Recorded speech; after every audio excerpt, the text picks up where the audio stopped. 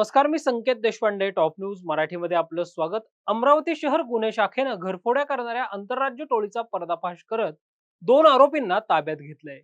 या आरोपींकडून तब्बल 18,07,500 रुपयांचा मुद्देमालही जप्त करण्यात आला आहे.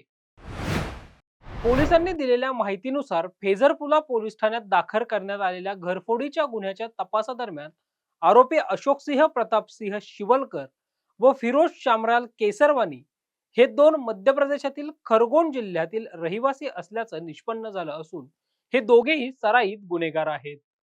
बंद घरांची पाहणी करून रात्रीच्या वेळी हे चोर चोरी करत असल्याचं तपासात निष्पन्न झालंय.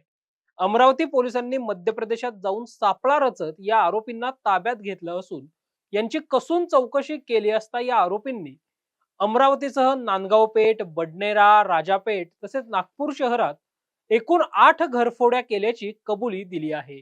या आरोपींकडून 350 ग्रॅम सोन्याचे दागिने, 140 ग्रॅम चांदीचे दागिने व रोख रक्कम, चोरीसाठी वापरण्यात आलेली वाहनं जप्त करण्यात आली आहेत.